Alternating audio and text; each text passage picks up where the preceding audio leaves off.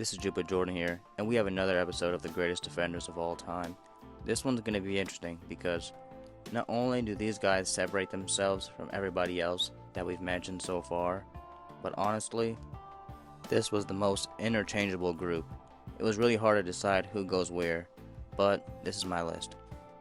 At number 15, the only point guard to ever win Defensive Player of the Year, the glove Gary Payton. A smaller Kawhi Leonard with lip. He had 3 ways of torture: off-ball, on-ball, and verbal. Get it? Oh, brother, this guy stinks! My favorite stat about Gary Payton is he often had the number 2 defense in the 90s. While his team had no notable rim protection or no notable defenders. I mean, Hersey Hawkins is cool, but not really a lockdown. And again, no one really blocked shots, but they were number 2 in the 90s.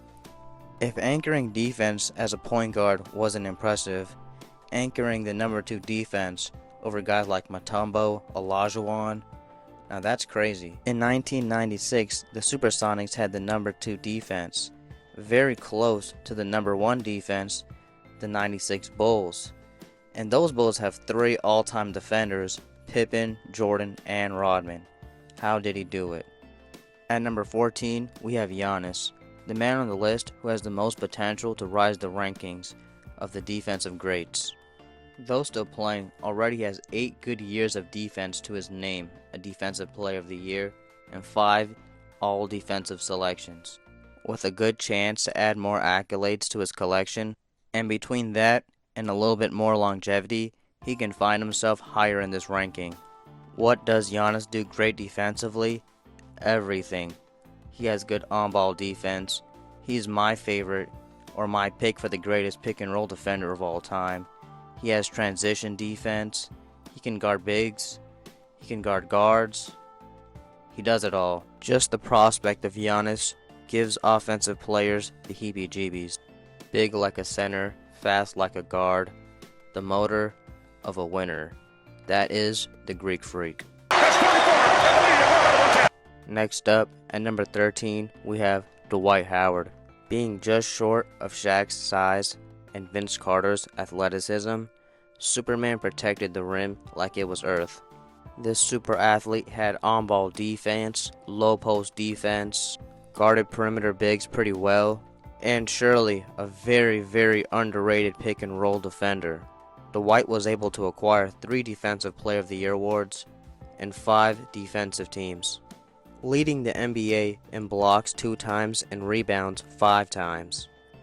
I have 2 favorite things about Dwight Howard. In 2009 through 2011, he had a top 3 defense in the NBA, while honestly having no other defensive help. Players like J.J. Redick, Hedo Turkoglu, Jameer Nelson, Vince Carter, Rashard Lewis, they're not helping out defensively. And honestly, my favorite thing is Dwight Howard has played LeBron James 47 times head-to-head. And in those 47 times, 12 times he scored fewer than 24 points a game. Now, for the greatest scorer of all time, which some people falsely claim, that would mean 33% of the time LeBron James played Dwight Howard, he scored 24 or less points. And when I say 24 or less, I mean some games he had 15, he had 16, and his lowest game was 14. Though Dwight Howard wasn't at his best through all those years, you could say the super athletic LeBron James, the Miami Heat, the strong LeBron James, or some people's favorite, the Cavaliers in the second stint LeBron James, they all got the work from Dwight Howard. And this is not a knock to LeBron James. I bring that up because if you can stop LeBron James or contain him, then you're a damn good defender. Again, they were truly interchangeable, tied for the most Defensive Player of the Year awards with 4, and known for his iconic finger wag, not just blocking you, but signifying to you, your team, and to the league, not in my house. Though being dominated in the finals by Shaq, he is also a big reason they made the finals to begin with. Though Iverson was obviously the main reason, him being the Defensive Player of the Year definitely helped them make it through the East. Anchoring a top 10 defense for 6 different teams, is very impressive. And yes, you would have to leave a lot of teams for that to be an accomplishment, but that also shows his longevity. I can recall a 36-year-old Dikembe Mutombo putting up really good defense on a prime MVP Tim Duncan. My favorite Dikembe Mutombo stat in 1994, leading the 8th seed to beat the 1st seed, the first time in NBA history. He, in a 5-game series, had the most ever 31 blocks, making his average for that series 6.2 blocks a game. Tonight with McDaniel. That factor right there. They're going to be able to.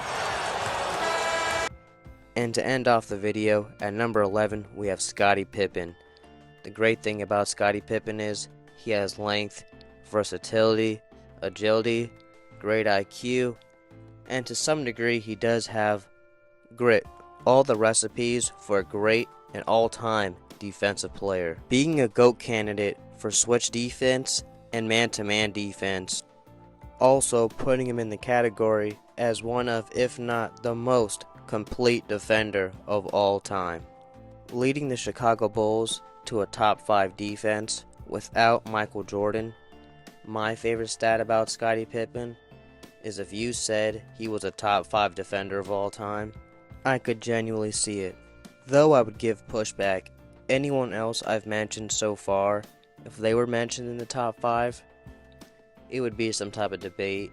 I would try to prove them wrong. But with Scottie Pippen, I might say 1 or 2 things, or I might not even care, because to be honest, he really is an all-time defender.